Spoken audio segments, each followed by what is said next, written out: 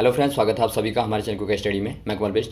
इस वीडियो के माध्यम से दोस्तों आपके यहाँ पर कराऊंगा ध्वनि तरंगों के अभिलक्षण के बारे में। दोस्तों ध्वनि अर्थात दोस्तों साउंड का इससे पहले हमने एक पार्ट कराया था जिसमें आपने देखा था कि साउंड आपकी क्या होती है और किस प्रकार से दोस्तों ये कंपन करती है, गति करती है और किस प्रकार से माध्यम में उत्पन्न होती है।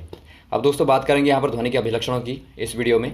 यदि आपने दोस्तों पिछला वाला पार्ट नहीं देखा होगा तो आप ज़रूर देखिएगा, क्योंकि उसके आधार पर ही दोस्तों आपको आगे को समझ में आ पाएगा। तो आइए शुरू करते हैं।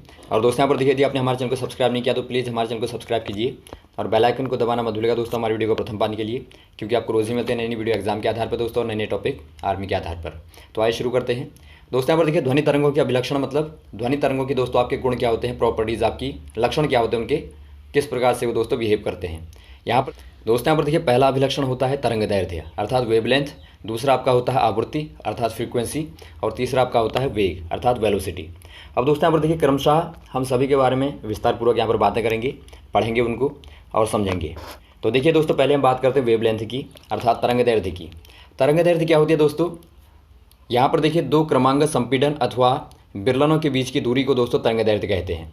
अब देखिए, आपको हमने बताया था कि जब भी आप किसी माध्यम में ध्वनि उत्पन्न करते हैं दोस्तों, तो उसके लिए आप क्या करते हैं, किसी भी वस्तु को दोस्तों कंपित कराते हैं। कंपन मतलब आप मान लीजिए आपने कोई पेंडुलम पकड़ा, आपने हिलाया दोस्तों इसको, तो इससे क्या होगा, कंपन होगा। जब ये आगे पीछे जाएगा तो इससे कंपन उत्पन्न होगा दोस्तों। तो इससे माध्यम में क्या होगा, एक दबाव लगेगा और दबाव लगने से ही आपके वहाँ के कण दोस्तों क्या होंगे, आगे को कंपन करेंगे और फिर आगे जाके ध्वनि उत्पन्न होगी। अब यहाँ पर देखिए दोस्तों, इसको आप एक ग्राफ के माध्यम से समझेंगे। यहाँ पर आप देखिए दोस्तों, आराम से देख सकते हैं। पहले वाले कंडीशन में दोस्तों यहाँ पर देखिए, घनत्व के आधार पर आपको ग्राफ दिखता है। यहाँ पर एक स्पीकर आपने लिया जो आपका सोर्स है साउंड का। यहाँ से जब आपने बजाया दोस्तों, तो यहाँ पर देखिए स्पीकर भी क्या करता है, कांपता है, कंपन करता है। कंपन करने का मतलब व्यवहारिक रूप में कांपना समझ सकते हैं। जब कोई चीज़ कांपती है तो उसमें क्या होता है, कंपन होता है एक प्रकार का, आगे को पीछे को। अब देखिए, जब आगे को बढ़ेगा, धक्का देगा मीडियम में दोस्तों, माध्यम में, माध्यम मान लीजिए आपने वायु ले लिया, तो यहाँ पर देखिए माध्यम में आगे को धक्का देगा, तो इससे क्या होगा, जो आपके माध्यम के कण हैं वो पास पास आ जाएंगे और इससे दोस्तों इनमें एक दबाव बढ़ेगा। यहाँ पर घनत्व बढ़ गया। वैसे ही जब आप पीछे को स्पीकर जाएगा या फिर आपका कोई भी जो आपका माध्यम है, जो आपका सोर्स है, वो आपका पीछे को जाएगा, तो उससे क्या होगा दोस्तों, माध्यम दोबारा आपका शिथिल हो जाएगा।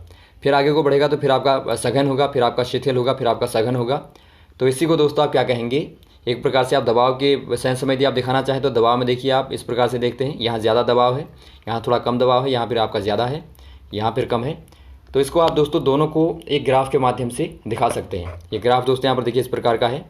ये आपका घनत्व या फिर दबाव, आप ऊपर वाली लाइन को कुछ भी ले सकते हैं, क्योंकि दोनों में आपने देखा समान बिहेवियर हो रहा है। अब यहाँ पर देखिए दोस्तों, यदि आप ग्राफ खींचें समय के आधार पर, दूरी के आधार पर, तो देखिए आपका पहला इस प्रकार से आपका आता है। सघन को आप दोस्तों इस प्रकार से दिखाते हैं, जो आपका ऊपर वाला पीक है ये आपको सघन को दिखाता है। वैसे आप नीचे को जाते हैं, गर्त की ओर जाते हैं, तो आपका विरल को दिखाता है। वैसे आप ऊपर को बढ़ते हैं, फिर आपका सघन, फिर आपका विरल, फिर आपका सघन।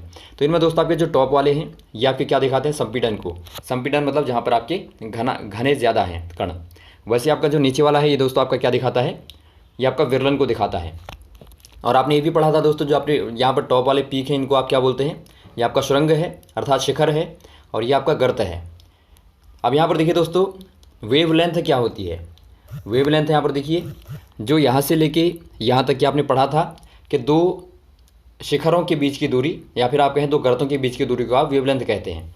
यहाँ पर देखिए दोस्तों, यहाँ से आपने यहाँ संपीड़न, आपने पहला वाला मान लीजिए आपने संपीड़न को मापा, तो संपीड़न की यहाँ से लेके दोस्तों यहाँ तक की जो दूरी है, तो ये दूरी दोस्तों आपकी वेवलेंथ कहलाती है। अर्थात आप यदि आप स्पष्ट रूप से देखें तो आपका यहाँ पर देखिए, एक आपने लिया वेव को लिया, इस प्रकार से आपने लिया, तो यहाँ पर आप देखिए दोस्तों, जो आपके एक आपका यहाँ पर शिखर हो गया, एक शिखर आपका यहाँ पर हो गया, लगातार जो आपका आता है, देखिए पहला शिखर, फिर उसके बाद आपका दूसरा शिखर।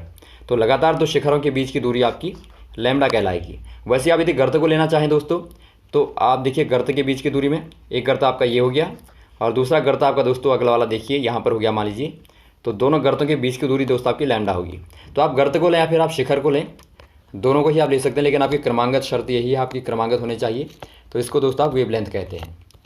तो एक प्रकार से वेव की लेंथ, क्योंकि वेव दोस्तों आपकी कैसी होती है, वेव देखिए आपकी इस प्रकार की होती है यहाँ पर, तो इसकी आपकी लेंथ ही आपकी दोस्तों वेवलेंथ है। तो कॉमन बात यह है, इसे आप लैम्डा से रिप्रेजेंट करते हैं दोस्तों। लैम्डा आपका सिंबल होता है और इसका मात्रक क्या होगा, आप देखते हैं यहाँ पर, यह वेवलेंथ क्या है, एक लेंथ है। लेंथ मतलब एक दूरी है, तो दूरी का मात्रक क्या होता है, मीटर होता है। तो वही दोस्तों आपका मीटर ही क्या हो जाएगा, इसका मात्रक हो जाएगा। अब दोस्तों बात करते हैं आवृत्ति की। आवृत्ति क्या होती है दोस्तों, फ्रीक्वेंसी क्या होती है। देखिए आप कॉमन रूप से आप कहेंगे आवृत्ति में हमें ज्ञात होता है दोस्तों कि कोई घटना कितनी जल्दी घटित हो रही है। अर्थात आप देखते हैं, आप एक ड्रम को लें, एक ढोल को लें दोस्तों, यदि आप 10 बार बजाएं, 20 बार बजाएं तो उतने ज़्यादा आपके कंपन उत्पन्न होते हैं। तो आप जितनी बार ज़्यादा बजाएंगे दोस्तों उतनी ज़्यादा आपकी घटना ज़्यादा होगी, और उसी को कहेंगे आप आवृत्ति ज़्यादा होगी। आवृत्ति मतलब आप एक प्रकार से कह सकते हैं कि आप जो घटना आप कर रहे हैं, मतलब आपने जितनी बार बजाया वो आपकी दोस्तों आवृत्ति है। तो जितनी ज़्यादा आपकी आवृत्तियाँ होंगी, जितनी ज़्यादा बार आप मारेंगे दोस्तों उतनी ज़्यादा आवृत्ति होगी। अब देखिए यदि आप डिफाइन करना चाहें, इसे परिभाषित करना चाहें तो आप कैसे करेंगे।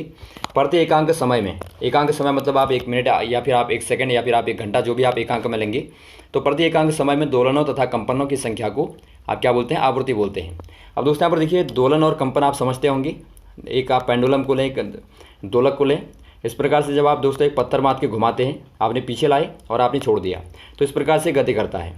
तो यहाँ पर देखिए यहाँ से लेके यहाँ तक आने में एक आपका दोस्तों दोलन कंपन पूरा होता है, तो इसे आप कहते हैं दोलन कंपन। अब देखिए दोस्तों यहाँ पर आप यदि इसी का आप ग्राफ खींचेंगे तो वो इस प्रकार का आएगा जो आपको दिखता है। अब देखिए पहले वाले में दोस्तों आपका ग्राफ इस प्रकार का है, दूसरे वाले में उतनी ही दूरी पर दोस्तों यहाँ पर आपकी सघनता बढ़ गई, अर्थात यहाँ पर आपके जो आपके कटिंग पॉइंट थे वो आपके दोस्तों ज़्यादा बढ़ गए। तो इसी को आप कहते हैं कि यहाँ पर आपके ज़्यादा कंपन है, यहाँ पर आपका कम कंपन है। अर्थात ये दोस्तों आपकी लो फ्रीक्वेंसी हो जाएगी, ये आपकी हाई फ्रीक्वेंसी हो जाएगी। अर्थात आप इसके माध्यम से भी दोस्तों यहाँ पर समझ सकते हैं। आपने मान लीजिए पेंडुलम को लटकाया, ये आपका बड़ा पेंडुलम है दोस्तों। यदि आप छोटे को ले लें, मान लीजिए आप थोड़ा सा हिलाएं, थोड़ा सा आप हिलाएं, इतने में छोड़ दें तो ये छोटे छोटे वाइब्रेशन करेगा, और इसको आपने थोड़ा सा बड़ा खींच दिया तो ये बड़ा वाइब्रेशन करेगा। तो इससे क्या होगा दोस्तों, आपका टी समय में यहाँ पर आपके ज़्यादा कंपन होंगे और यहाँ पर आपके दोस्तों अपेक्षाकृत कम कंपन होंगे। तो इसी को दोस्तों आप बोलते हैं फ्रीक्वेंसी। दोस्तों यहाँ पर देखिए फ्रीक्वेंसी का मात्रक बार बार आता है। आवृत्ति का मात्रक क्या होता है, इसका मात्रक होता है दोस्तों हर्ज। हर्ज अर्थात रुडोल्फ हर्ज के नाम से दोस्तों उनके सम्मान में इसका नाम, जिन्होंने दोस्तों प्रकाश विद्युत प्रभाव की खोज की थी, तो उन्हीं के नाम पर ये दिया गया है।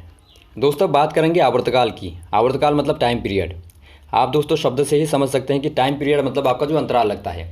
मान लीजिए आपने एक मैदान को चक्कर काटा दोस्तों, 3 चक्कर काटी, 1 चक्कर काटा, 2 चक्कर काटी, तो जो भी आपका समय अंतराल होता है उसे आप क्या बोलते हैं, टाइम पीरियड बोलते हैं। तो वैसे आप यहाँ भी समझिएगा, जब आपकी वेव के फॉर्म में आएगा बात होगी, तो इसका मतलब आपके वेव के फॉर्म में ही आप देखेंगे। आप वहाँ पर मैदान नहीं देखेंगे बल्कि एक वेव को देखेंगे। यहाँ पर देखिए एक दोलन या कंपन को पूरा करने में जो आपका समय लगता है दोस्तों, आवर्तकाल कहलाता है, टाइम पीरियड कहलाता है। अब दोबारा आप देखेंगे दोस्तों, आपने एक दोलन कंपन किया था, आप एक पेंडुलम को लटकाते हैं और आप घुमाते हैं दोस्तों, तो यहाँ से लेके दोस्तों यहाँ तक आने में, दोबारा आने में जो आपका समय लगता है, देखिए आप एक दूरी यहाँ तक गए तो आपका ये वाला ग्राफ आपका दिखता है, और दोबारा आप यहीं पर आए वापस तो आपका ये वाला ग्राफ दिखता है। अर्थात आप दोबारा उसी इनिशियल पॉइंट पे दोस्तों उसी पर आ गए। तो यहाँ पर देखिए ये आपका इस पेंडुलम की एक चक्कर को दिखाता है। तो दोस्तों आप इसी दूरी को तय करने में जो समय लेते हैं उसी को आप बोलते हैं आवर्तकाल, टाइम पीरियड।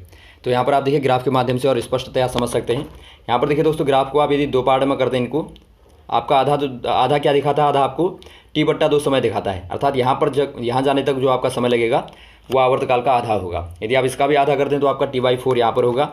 यदि आप पूरा देखेंगे दोस्तों तो आपका यहाँ तक T समय लगेगा, तो आप इसको आवर्तकाल कहते हैं।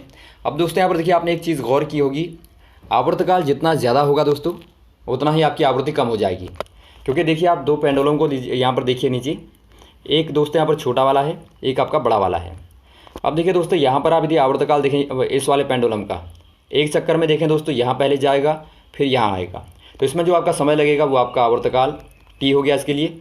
वैसे आप यहाँ पर देखें, यहाँ जाएगा और फिर यहाँ आएगा, तो यहाँ पर आप देखते हैं कम समय में दोस्तों इसने एक चक्कर काट लिया। तो यहाँ पर आप देखते हैं इसकी आवृत्ति, यदि आप T समय में ही यहाँ भी और दोनों को देखेंगे तो इसकी आवृत्ति, इसके चक्कर ज़्यादा होंगे, इसके कम होंगे। तो इसीलिए दोस्तों इसकी आवृत्ति ज़्यादा हो जाएगी, इसकी कम हो जाएगी। जबकि यहाँ पर इसका दोस्तों समय अंतराल जो आपका टाइम पीरियड है वो ज़्यादा है, इसका कम है। तो दोनों में क्या है, विपरीत आपका रिलेशन दिखता है। इसीलिए दोस्तों आप कहते हैं कि जो आपका टाइम पीरियड है वो आपका इन्वर्सली प्रोपोर्शनल होता है फ्रीक्वेंसी के। अर्थात फ्रीक्वेंसी को आप नीटा से रिप्रेजेंट करते हैं। तो आप दोस्तों यहाँ पर लिख सकते हैं कि T बराबर आपका 1/n आपका होता है। तो इसके आधार पर बहुत सारे आपके फॉर्मूले बनते हैं और बहुत सारे न्यूमेरिकल के क्वेश्चन भी आते हैं, तो ये आपको दोस्तों पता होना चाहिए। अब दोस्तों बात करते हैं ध्वनि के तारत्व की। तारत्व क्या होता है दोस्तों, तारत्व कहें या फिर आप कहें इसे पिच कहते हैं। आप नॉर्मली आप व्यवहार में दोस्तों पिच कहते हैं, PICH। अब देखिए पिच होती क्या, आपने बार बार सुना होगा आपकी पिच ज़्यादा है या फिर कम है बोलते हैं। तो पिच का मतलब क्या होता है, दोस्तों यहाँ पर देखिए ध्वनि की आवृत्ति को मस्तिष्क में जिस प्रकार से अनुभव किया जाता है, जिस प्रकार से उसकी दोस्तों आपको अनुभूति होती है, उसे आप तारत्व कहते हैं। अर्थात आप कह सकते हैं कि आप जब फ्रीक्वेंसी को ही व्यवहारिक जीवन में डिफाइन करते हैं तो वही दोस्तों आपकी तारत्व कहलाती है। आप ये तो कहते नहीं कि फ्रीक्वेंसी आपकी ज़्यादा है, आप वहाँ पर बोल देते हैं कि आपकी पिच जो है ज़्यादा है, या फिर आप कहें तारत्व आपका ज़्यादा है। तो तारत्व ज़्यादा होने का मतलब ही आपका है कि फ्रीक्वेंसी आपकी ज़्यादा है। आपकी आवाज़ में जब तीक्ष्णपन आता है, तीखापन आता है, तो वहाँ पर आपकी आवृत्ति ज़्यादा होती है, तो आप कहते हैं कि आपकी पिच जो है ज़्यादा है। तो आप कह सकते हैं दोस्तों कंपन यहाँ पर देखिए जितनी तीव्र गति से होंगे उतनी ही दोस्तों तारत्व ध्वनि का अधिक होगा। तो यहाँ पर देखिए ग्राफ के माध्यम से आप देखें यदि, तो आपका पहले वाले ग्राफ में दिखता है दोस्तों थोड़ा सा आपके दूराई में है और दूसरे वाले ग्राफ में थोड़ा नज़दीक में है। तो यहाँ पर आप देखते हैं स्पष्टतः आप कह सकते हैं कि इसका दोस्तों क्या है, तारत्व इसकी तुलना में दोस्तों कम है। और वैसे आप नीचे वाले को और ज़्यादा स्पष्टतः आप समझेंगे। यहाँ पर देखिए नीचे वाले में आपके ज़्यादा कंपन हो रहे हैं, तो यहाँ पर आपकी फ्रीक्वेंसी ज़्यादा हो गई, तो इसका दोस्तों तारत्व भी आपका ज़्यादा हो जाएगा। और वैसे आप यहाँ पर देखते हैं तो आपका दूर दूर में है, तो इसकी आपकी फ्रीक्वेंसी कम हो गई, तो इसीलिए दोस्तों इसका तारत्व आपका पिच जो है कम हो जाएगी। तो इससे आपको क्लियर हो गया होगा कि आपका पिच और यहाँ पर फ्रीक्वेंसी में क्या संबंध है। तो फ्रीक्वेंसी को दोस्तों आप एक प्रकार से व्यवहारिक जीवन में बोलेंगे तो आपका पिच हो गया। दोस्तों यहाँ पर देखिए फ्रीक्वेंसी को और स्पष्टतया समझने के लिए आपको एग्जांपल बताते हैं। इसके आधार पर क्वेश्चन आपके बार बार आते हैं दोस्तों। हालांकि ये पूछा जाता है आपका क्वेश्चन कि बताइए गाड़ी के हॉर्न में और गिटार में दोनों में किसकी ज़्यादा तारत्व है। तो देखिए दोस्तों आकार पर पहले आकृति की बात करते हैं। आकृति का क्या प्रभाव पड़ता है। आप विभिन्न प्रकार के वाद्य यंत्रों को देखें दोस्तों, किसी भी प्रकार के वाद्य यंत्र को देखें तो उनके आकार अलग अलग होते हैं। आप वही वायु देते हैं, यहाँ पर आपने देखिए हारमोनियम में भी वही वायु दी, और वैसे आपने बांसुरी में दी, वैसे आपने गिटार में दी, लेकिन सभी में दोस्तों क्या हो जाता है, ध्वनि अलग निकलती है, क्योंकि उसकी आकृति के कारण उसके वाइब्रेशन अलग होते हैं। वाइब्रेशन अलग होंगे दोस्तों, आपकी फ्रीक्वेंसी अलग होगी, और फ्रीक्वेंसी के अलग होने से आपकी ध्वनि अलग निकलने लगेगी। तो इसीलिए आकृति का दोस्तों इस प्रकार से महत्व होता है। अब देखिए बांसुरी, गिटार, गाड़ी के हॉर्न में दोस्तों यदि आप सभी का देखें तो आपका तारत्व किसका ज़्यादा होगा। आपको क्वेश्चन इनके आधार पर पूछा भी जाता है। तो तारत्व का मतलब आपने देखा था फ्रीक्वेंसी। अब दोस्तों आप यदि आप बात करें बांसुरी की, तो इसका ग्राफ लगभग आप दिखाएंगे इस प्रकार का होगा। तो गिटार का क्या होगा दोस्तों, इसके तुलना में थोड़ा सा सघन, ज़्यादा सघन होगा। वैसे आप गाड़ी के हॉर्न की बात करें दोस्तों, गाड़ी के हॉर्न में देखिए प्रबलता ज़्यादा होती है, लेकिन दोस्तों यहाँ पर देखिए जो आपका तारत्व होता है वो आपका कम होता है, तो इसका थोड़ा सा और दूर होगा। तो इस प्रकार से आप देखते हैं दोस्तों गिटार का सबसे ज़्यादा वाइब्रेशन हो रहा है, तो गिटार की दोस्तों ज़्यादा क्या होगी, तारत्व होगा। और गाड़ी का दोस्तों, गाड़ी के हॉर्न का कम तारत्व होगा। तो ये क्वेश्चन आपका बार बार आता है, इस प्रकार से आप जवाब दे सकते हैं। अब दोस्तों बात करते हैं आयाम की। आयाम मतलब एम्पलीट्यूड आपका साउंड का, जो आपका बहुत ही महत्वपूर्ण टर्म है।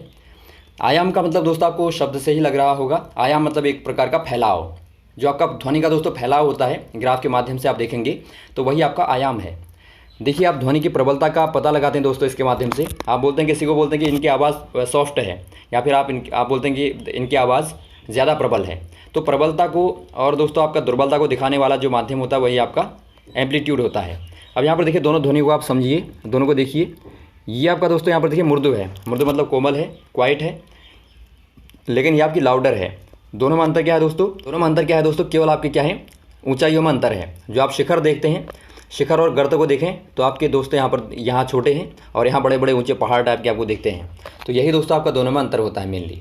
तो आप कह सकते हैं यदि आप डिफाइन करना चाहें दोस्तों, तो माध्यम के जो आपके दोनों ओर आपका दोस्तों विक्षोभ है, उसी की ऊंचाई को आप क्या बोलते हैं, उसी की ऊंचाई को दोस्तों, अधिकतम ऊंचाई को, अधिकतम विक्षोभ को दोस्तों आप क्या बोलते हैं, एम्पलीट्यूड बोलते हैं। अब नीचे वाले में देखिए, वैसे आप नीचे वाले में आपका ग्राफ में दिखता है आपको इस प्रकार से। तो यहाँ पर देखिए आपका ए दिखता है जो आपको, तो यही आपका एम्पलीट्यूड होता है। अर्थात आप कह सकते हैं जो आपका यहाँ पर देखिए इस प्रकार से आप स्पष्ट देखें।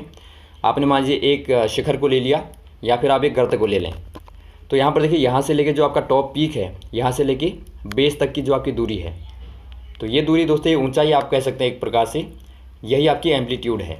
और वैसे आप यदि गर्त में देखेंगे तो आपको यहाँ पर दिखेगी। तो ये दोस्तों आपका एम्पलीट्यूड है, ये आपका आयाम होता है।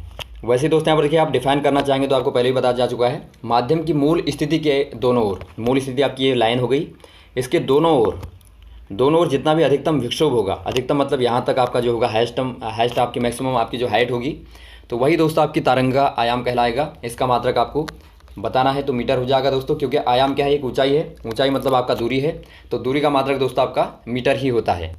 अब दोस्तों यहाँ पर देखिए ध्वनि की प्रबलता तथा मृदुलता इसी से पता चलती है। आपको बताया जा चुका है कि यदि आप सॉफ्टनेस की बात करें या फिर आप प्रबलता की बात करें दोस्तों, हार्डनेस की बात करें, लाउडनेस की बात करें, तो ये दोस्तों आयाम के आधार पर आप सिद्ध करते हैं। तो यहाँ पर आप दोस्तों यहाँ पर सभी को समझते जाएंगे, आप कोरिलेट भी करते जाएंगे। आपने देखा फ्रीक्वेंसी क्या बताती थी, फ्रीक्वेंसी आपको बताती थी दोस्तों आपकी पिच कितनी ज़्यादा कम है।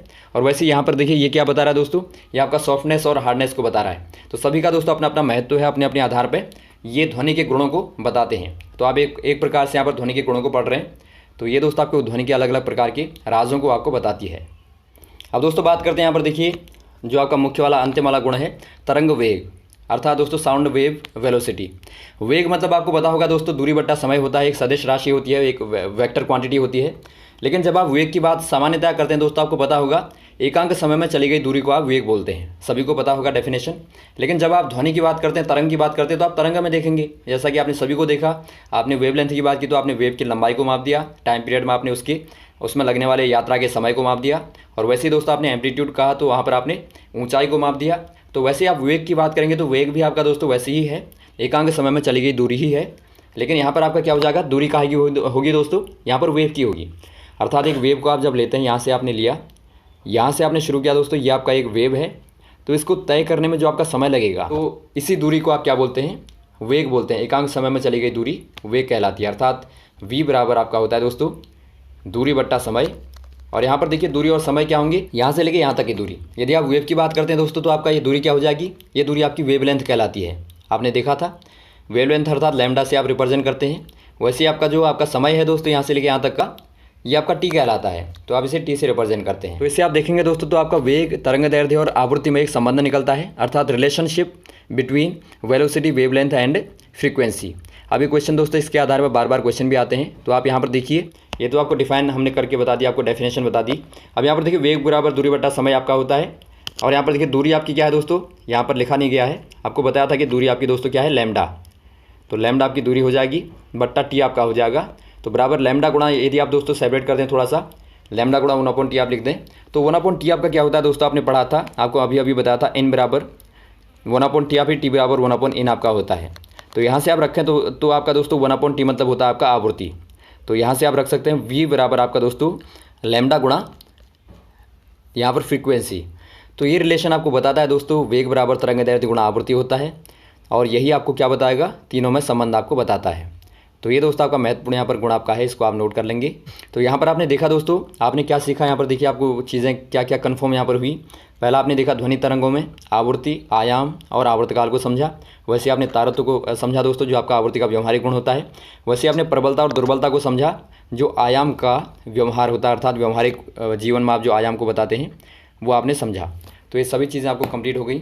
अब दोस्तों अगले पार्ट में हम नई चीज़ों को बताएंगे आपको। Okay, thanks. जय हिंद, जय भारत।